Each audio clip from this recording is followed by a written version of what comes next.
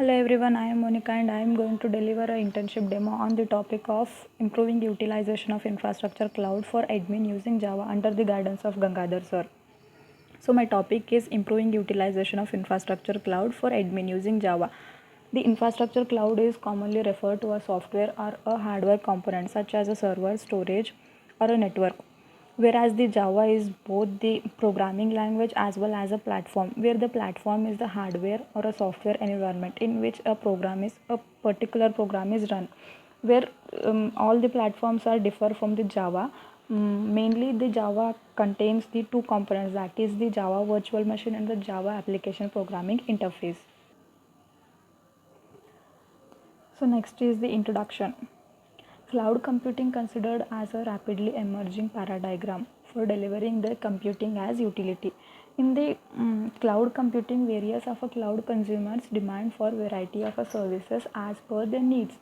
So the job of the cloud computing is to make everything available for the cloud users or the cloud consumers. But the problem is due to the finite number of resources, the cloud find it difficult to provide all the services at all the time. So, in order to fulfill these needs of the cloud consumers, a provider need to over provision, that is to keep a large proportion of a nodes ideal, so that it provides the on demand request services. But to keep all the nodes ideal leads to the low utilization. The way of improve this is to keep few nodes ideal, where this low utilization is hard to accept in the world of emerging cloud computing, in which the cloud consumers depict that cloud computing is not capable of providing the on demand services to its users. Hence, we come up here to with the maximum utilization of a cloud in the project. So next is the workflow. The infrastructure cloud contains of two parts, that is the fraud detection services and the leave management system. So our total project is totally depend upon the leave management system, where the leave management or it shows the workflow of the leave management system. It holds the process of employees who use the request time which is apart from the work, and here the manager used to grant or delay the leave based on the organization policies. For smooth automation of an existing manual system, it is totally based upon the organization's unique business process, where this workflow communicates with the leave database to display the employee leave history during the login. After the login, this allows for a leave request routine based on the hierarchy, where the user details which is specified in the active directory. Hence this workflow can be built in case of the unavailability of the manager, and if more than one approval is requested. Once an manager is confirmed to employee leave status, or it can be updated to leave balance, the to leave the balance, the leave management system cycle is completed. So next is the task performed. Here we have come across the three models, that is we have must and should three modes. One is the admin model, manager model and the employee model. Admin model, the admin is nothing but the system administrator, the one who responsible for upkeep, configuration and reliability operation of computer system. So next is the testing, where the testing is used to, or it discovers the error. It checks the whether the actual result is matches to expected result or not. It is used to ensure that the system is defect free or not. Well, we can say that it is also provide the way to check the functionalities of the components, that is like a sub assemblies or a product is finished or not. To meet these requirements, we have to follow various types of the testings. These all types of testing requires the specific addresses. Types of testings. The first one is the unit testing. This is a level of a software testing where the individual units or components of a software are tested, where the unit testing is used to validate each unit of a software that is performed as designed or not. And the unit testing is a smallest testable part of any software. It usually has a single or a few inputs and usually have single output. Test objectives.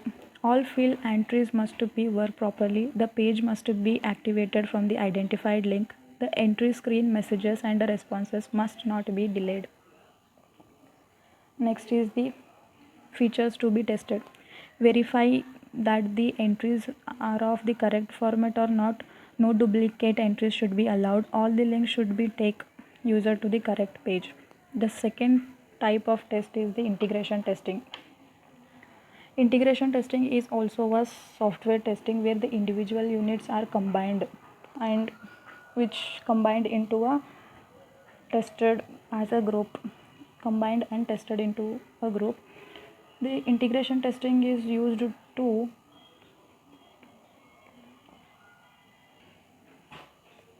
the main purpose of integration testing is to expose the faults in the integration between the integrated units. The test drivers or test stubs are used to assist in the integration testing.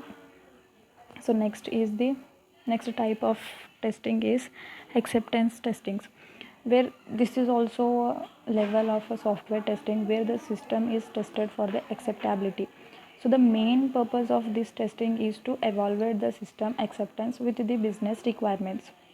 Next is the objectives. In objectives there are two types, that is the input design and the output design. First one is the input design, where in the input design in an information system it is the raw data that is used to process or produce the output, where the design of a input is focuses on controlling the amount of input required, controlling the errors, avoiding delay, and it avoids the extra steps and keep it simple as much as possible, where the input is designed in such a way that it provides the security and easy to use for the cloud consumers and also with the retaining privacies. The input design consider the following things. Those are the what data should be given as an input, how the data is arranged or coded, the dialog to guide the control panel to provide the input, methods for preparing the input validation, and steps to follow when the error is occur. Next is the output design. Output design. The quality output is one which meets the requirements of the end user and presents the information clearly, where the output design is determined that how the information is displayed for immediate use for the users, and it also provide the hard copy of the output. It is the most important and a direct source information to the users. Hence the output design improves the system's relationship to help the user for the decision making. The output form of an action or the output form of an information system should accomplish one or more of following objectives, that is the convey the information about past activities, current status, and the projection of a future, where the single important events, opportunities, problems, or the warnings trigger an action and conforms an action. Is the system configuration. We have two types of configuration, that is the hardware system configuration and software system configuration. First is the hardware system configuration.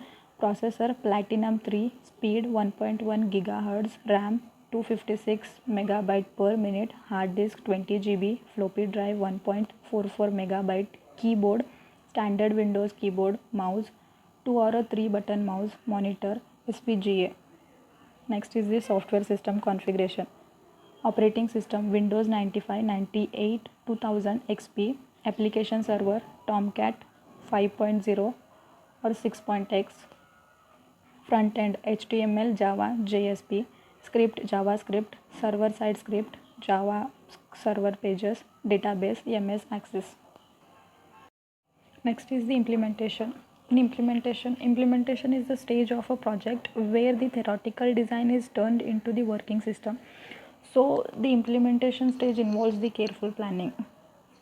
We have the four components of the implementation, that is the on-demand user, opportunistic user, fraud detection service, automation, and the management service. The first is the on-demand user, where in on-demand users it is the non-preemptible fixable. It gives the user access to the resources within a particular time. So from that particular time it gives all the resource available for that particular user or the cloud consumers. Next is the opportunistic user. It is the preemptible and the preset it gives the user to access resource in a particular time to make that a resource available. Resources used in a particular amount of time. Further, the resources predefined for user by the cloud administrator. The user cannot provide his or her own virtual machines. So next is the fraud detection service. In fraud detection service, the main goal is to detect when the distributor sensitive data has been leaked by the agents or anyone else, and if possible identify the agent that the leaked data. It is a very useful technique where the data is modified and made less sensitive before being handed the agent. The developer unobtrusive techniques for detecting the leakage of a set of objectives of records. Next is the automation and management service. This system typically enables the top level management to keep the track of a status project under their control, where some of the critical activities that can be performed with this system are monitoring and completion status, monitoring the completion status of a project documents to alert the PLs indicating the documents completion dates, where the HR allocates the projects to PL of a particular client with a project code, project name, and a start date of a particular project, where the system keeps the track of a document that have been completed with a particular duration, where and at that time the PL gets the intimation before 2 days of the each documentation completion date. The system for the automatic project process, which involves the three phases. Those are the project initiation phase, regular mode, project wind up. The particular system helps the HR, GL, PM, PL, TL, TM, GL to view the status of a project and helps the track of the information about this whole project. So the next is the system design. System designs is like the data flow diagram, sequence diagrams, etc. The first one is the data flow diagram, where the data flow diagram is the way of representing a flow of data through a process or a system, and it also provides the information about the input and output each entity and from process itself. By processing itself, the data flow diagram has no control flow, there are no decision rules, and it doesn't have any loops for the diagrams. So this is the data flow diagram where the user logs in by using the username and a password. After he logs in, he gets the two options, that is the opportunistic user and the on-demand user. If he goes into the opportunistic users, he gets the limited resource access if that is available for particular user. If he goes to the on-demand user, he'll get the full resource access. The opportunistic users are the users like cloud consumers and others, and the on-demand users are the company employers. So next one is the sequence diagram. So the sequence diagram shows the interaction of objects arranged in a time sequence. We can say that the sequence diagram is nothing but a time sequence. We have the two diagrams, that is the admin diagram and a user diagram. Admin logs in by using the username and a password, and after he logged in, he can view the services used by the employees and the users. The user can logged in by using the username and a password. After that he'll get the two options, that is the on-demand user and opportunistic user. The on-demand users gets the all the resource accesses, and the opportunistic users gets the limited resource of access. The on-demand the on-demand user are the employers and the opportunities users are the users. Component diagram. Component diagram is displays how the components are wired together to form a larger component of a software system. So this is the diagram for the admin, where the admin logs in by using the username and a password, and he can see the services used by the employees and the users. And this is the diagram for the user. Next one is the use case diagram. It is the simplest way of representation of a user interaction with the system that shows the relationship between the user and the different use case in which the user is involved. This is the diagram for the admin, where the admin is logs in and see the usage of a services. And this is the user diagram. Next is the activity diagram. Activity diagram is a graphical representation of the workflow of a stepwise activities, and it also shows the action with support of the choices. We have the two diagrams, that is the admin and one for is the. So the last one is the cloud infrastructure, that combines the on-demand allocation of resources with opportunistic provisioning of cycles from ideal cloud nodes of other processes. They demonstrate that a shared infrastructure between IaaS cloud providers and an HTC job management system can be highly beneficial to both of the IaaS cloud provider and HTC user by increasing the utilization of a cloud infrastructure, thereby decreasing the overall cost and the contributing the cycles that would be otherwise be ideal to processing the HTC jobs. Thank you.